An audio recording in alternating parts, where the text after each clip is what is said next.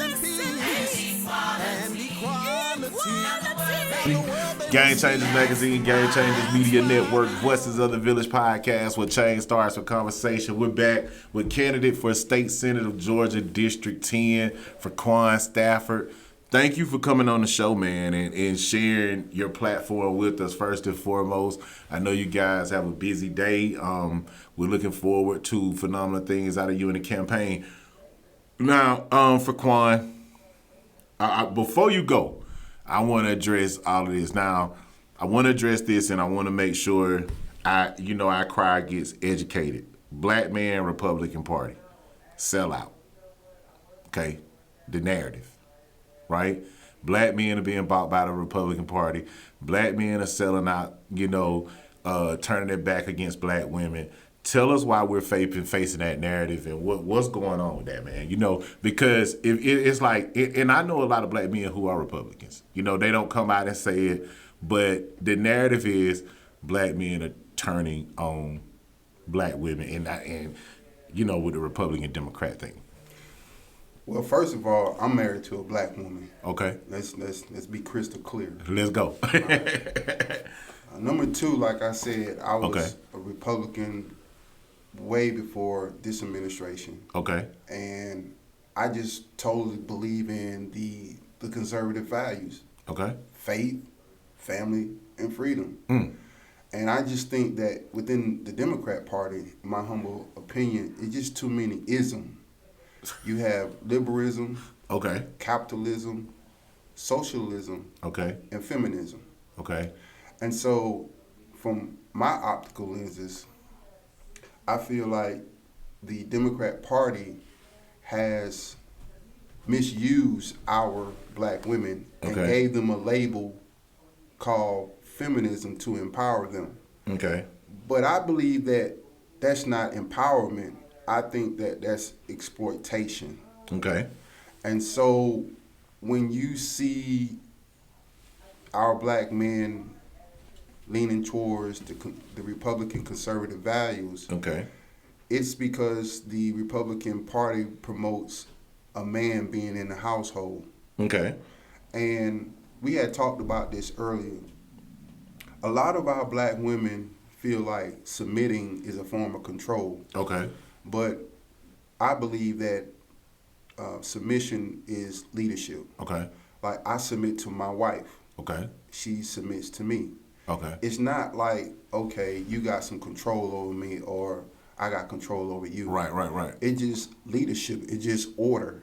And I think that in the Republican Party, a lot of black men, also women, find that the Republican Party really aligns with their true values and things that they grew up in. Okay. Now, in saying that, candidate for governor, Democratic candidate for governor, Keisha Lance Bottoms, we talked about the black girl magic, right? Do you think that's a narrative to just elevate black women or African American women, or what does it elevate the black family? How does it benefit those that look like us? That messaging. What does it say to African American men? What does it say to the African American family? What does it say? Well, when you speak on that, it brings me to a biblical scripture, Isaiah chapter 3. Okay. And it says that when our men fail, our women become women and men, and our children become rebellious, and our men become weak.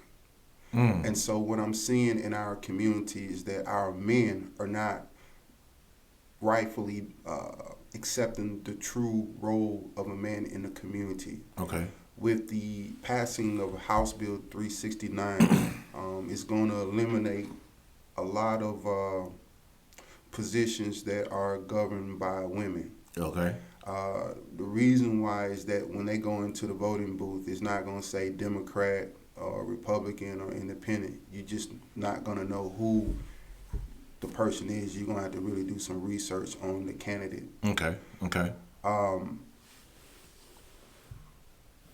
When I look at our community, I see more women in leadership than I do men. And I think that with anything in life, it's all about being balanced. Okay. And I wanted to, kind of speak on something that you had talked about earlier about the sellout. Okay. So I'm on social media, and man, the most pushback I get from is our black women. Mm. And why is that? Why is that? because they think that because I'm not a Democrat, that I'm against them. Okay. I feel like there are more black Democrats who have caused our community more harm than a person like me. Okay. On the Republican side. Okay. Okay. You would never know that I was a Republican until I ran for a public office. But I'm still in the community working hard and making an impact. Making an impact, giving everything I got. Okay. When my wife and I monthly go to the kids' home and drop off food, okay, they don't look at a Republican or a Democrat. They look at someone who cares about the family that's dropping food off to make sure that these kids eat. Okay. So I mentioned this earlier, and I said that if God didn't call me to this, right, bro, I promise you I wouldn't do it. Okay. I wouldn't do it at all, because just the slick talk that they be saying on the internet. Like, I'm a street dude, and like some of this stuff that they be saying, like, you know what I mean? I got to really just hold back and not allow square business. Like, I got to, you know what I mean? And then, and I say to myself, what are you doing? Yeah. How come you not holding these elected officials that we continue to vote in the office time and time again, and they don't even produce? Okay. But I'm talking about bringing change. I'm telling you where I can make an impact. Okay. I'm telling you that as a citizen, I wrote House Bill 620. You can look it up. Right. I authored this bill and I lobbied it. Okay. The only reason it didn't get passed is because it was some issues. But I'm not going to throw that person under the bus, because that's just the type of person I'm not. I totally understand. But at the same time, there are Democrats that we elect. They write a legislation, it goes to the hopper. It don't even get read. They kill it. Right. I was able to do this in one session. Okay. And like I say, that's just the respect level that I have down at the state capitol. Okay. So the type of criticism that I receive, why don't you give that same criticism to the Democrats who's been in leadership for X amount of years but haven't done anything? So when I look at the issues in DeKalb County, I see that we got a $1 billion water infrastructure that we need to fix, plus fines. Okay. When I look at DeKalb County, I see that they want to put data centers, and I'm against that. Let me be clear about that. Okay. Data centers. They want to put data centers in Henry County as well. Okay. All right. When I look at DeKalb County, I see the proposal of 20. It was 27, but now it's 26, because Bob Mathis ain't on that list. Okay. Oh, I got to give a shout out to Dr. Milton Hall. Okay. I met him at the gym. Okay. He works for the DeKalb County School District in the finance department. Okay. I told him that I was advocating to him about Bob Mathis. And I asked him what type of fiduciary means we can allocate to this school. He said, well, my role is that I can make sure that they have enough teachers, enough personnel, and educators to make sure that the ratio between the students and teachers. Okay. Because oftentimes in our schools, particularly in South DeKalb, you have one teacher and have about 20 students. Okay. And I think that if you have more teachers... You mean 40? 40 students. 40 students. It's up there. Yeah. So how can one teacher teach the kids, or how can they receive a quality education? Okay. So Dr. Hall said that, what we're going to do, we're going to make sure that Bob Mathis get extra teachers in that school, extra administrators, etc. So that was something that I accomplished without me having a title and having an impact. So now my impact saved teachers from losing their jobs, save parents from relocating their child to a different school, Okay. and also the community. Because when you talk about closing the school down, Okay. what you're talking about is gentrification. Gotcha. You know, so these are the issues, and Housing. housing too. Yeah. And also, listen, I don't have anything against Larry Johnson. Okay. I don't personally. But where I push back is we've seen your leadership for 20 years. Mm-hmm. The Candler Road, Wesley Chapel, it still look the same. Okay. You may say that, well, I oversee $1 billion budget and I did this and I did that. But when you go to Candler Road, you still see the same old, same old. You just talked about prostitution, crime. Yeah. Nothing has changed. Right. And so we need change. Okay. You can't, Lord Jesus, you can't put old wine in new wineskin. You can't. Now, a lot of in particularly, I'm just watching social media. Mm-hmm. So allegedly, I want to say allegedly, many of the elected officials in Henry County have endorsed your opponent. Mm-hmm. What do you think? Do you think that's just because of party affiliation, 100%. or is it because he's the best man for the job, No. or what? I mean, what do you think about how do you as a candidate Republican in a predominantly Democratic community convince these leaders that Stafford, you're willing to work with them? You're the best man for the job. Is it because of familiarity? What is it that makes them just jump out and say we're supporting him? And Party affiliation. Okay. All right, Emmanuel Jones was a Democrat. Okay. So they feel like, all right, we have to support the next Democrat. Okay. But Emmanuel Jones was in that seat for 20 years. He couldn't get Henry County no state funding for the roads. Wow. He's been talking about it, but he's been unsuccessful. Okay. See, the difference between me and Larry Johnson is I'm trying to add a seat. He trying to fill in a seat. It's a difference. And like I say, I met Commissioner Neat Robinson when I was campaigning. Funny story. Okay. So it was at a library. Okay. And Emmanuel Jones, Representative Moore, and Representative Holly. Okay. And so I walked in. They had their push cards on the table. So I wanted to leave mine. She was like, oh, no, you can't do that. I was like, well, you let them, da-da-da-da-da. Next thing you know, I was sitting there, and I could feel and see the tents. I start seeing the police come on in, into the room. So I was like, man, wow.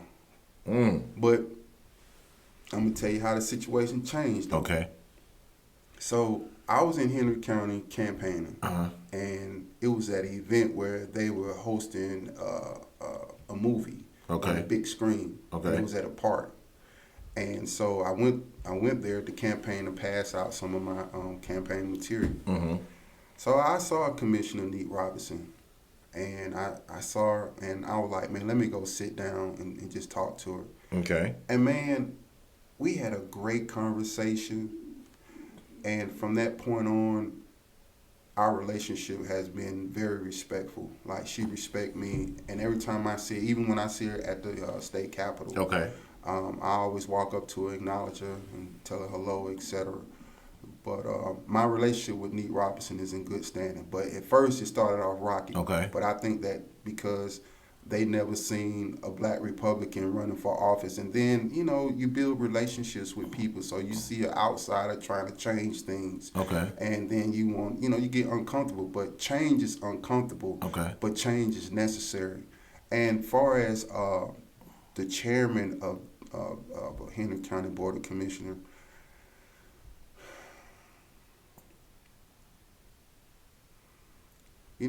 when I first met her, I met her at, is it Pace? That's the name of the church? Pace? Grace Grace yeah, Baptist Church. Okay. Yeah, Grace. Okay. And I walked up to her and said, how you doing? And she Okay. was like, I know who you are, don't talk to me. And it was just, I don't know. It was just, I was very disappointed. I was kind of hurt. Because I was like, you didn't even get an opportunity to speak with me or get to know me. You just know that I'm running as a Republican, and so you think that as a Republican, I'm against the community, and I'm more for the community than a lot of our black Democrats who are in leadership positions. Okay. Let's be clear. I mean, you can just look at the track record. But look, I would love to work with the Henry County Board of Commissioners. I really believe that I am the best candidate because I'm on the other side of the equation, the table. Okay. And I'm respected in the party. Okay. And the Republican Party, like I say, they can control things. Mm-hmm. You've been trying to get state fundings for the roads for 20 years. You haven't been able to get anything done. Damn it, man. Am I lying? Am I lying? Come on, Andrea. Come on now. I'm going to tell you like this right here. Come on now. You got to call a spade a spade. I got to call a spade a spade. The infrastructure is definitely, it's improving in some areas, but it's still a problem. But at the same time, it's costing. But they put it on the prior, a lot of times they put it on the prior administration. And what I'm tired of hearing is, if you've been in office 4 years, you had time to do some work. Right, and I'm not saying the particular group that you're talking about 20 is saying years? 20 years? They always say I'm saying the 20 administration years. before us. 20 years. I'm with you. Henry County residents, DeKalb County residents, I, Furquan Stafford, am asking for an opportunity. Okay. Don't look at me as a Republican. Look at me as a person that genuinely cares about people. And I really have an advantage over Larry Johnson to get things done. He will fill a seat. I will add a seat. Wow. Filling and adding are two different things. Two totally different things. I have experience writing legislation. I can get it passed. Okay. This time, instead of going to a representative and say, hey, can you get this done, I can be the sponsor of it. Gotcha. Now, let me ask you this also, man, because you say we're going to stop fighting crime. We're going to start fighting crime. We're going to reduce poverty levels. We're going to, address the elephant in the room with the youth and not having resources, man. But when we going to start getting these Democrats and Republicans to stop acting like gangs, man? Because this red and blue Bloods and Crip mentality, if it start from the top, it flow all the way to the bottom. So I'm thinking, like, if you don't like me because I'm a Republican or I'm a Democrat, you worse than the Bloods and the Crip in the streets. Well, see, my approach is I want you to give me an opportunity. Okay. Because we've been doing the same thing over and over. Gotcha. Okay. In order to I believe as a Republican individual who lives in the black community, I give this community a better chance of getting legislation and state funding compared to a Democrat. So when I attend meetings and I hear representatives and state senators, they always tell the constituents, the state capitol is controlled by the Republican Party. I hear what you're saying, but we're not able to do anything. Okay. So I don't understand why our community continue to elect these individuals if they telling you that they can't get anything done. Okay. So electing me as the first black Republican state senator, it's not about being the first. It's about the first to bring about change. Okay. In order to bring change, you need someone on the other side at the table. If not, you can vote for Larry Johnson. Okay. But don't cry when you don't receive the change. I just think that the reason why Henry County Board of Commissioners and the leadership may support him is because of party affiliation. And they really believe that the Democrat Party is the party for the black people. But I believe that the Democrat Party is the party that has hurt our community more than the Republican Party. So if you say, well, what have the Republican Party done for the black community? Okay. I push back and say, what has the Democrat Party done for the black community? Wow. Now, how can our audience find out more about your platform online? Where can they follow you? Learn about Furquan Stafford, and what's the call to action? What they need to do next? Call to action is you can visit me on Facebook at Furquan Stafford, and on Instagram at I am Stafford. And one of the things that I like about being online is that I have an opportunity to interact with people. Okay. You can ask me a question. My account is public, so the conversation that we have, it'll be seen amongst everyone. Okay. I love to interact with people. Okay. And if you want to give me a call, my phone number is 404-902-3824. Again, that's 404-902-3824. If you have any questions, I want to be accessible to people. Okay. I'm not trying to be a celebrity. I just want to this is my goal. I just want to bring some state fundings to District 10. Gotcha. Some legislations, and I'm out of here. Man, want to thank you for taking the time out for coming on our show today, man. We wish you all the best. Furquan Stafford.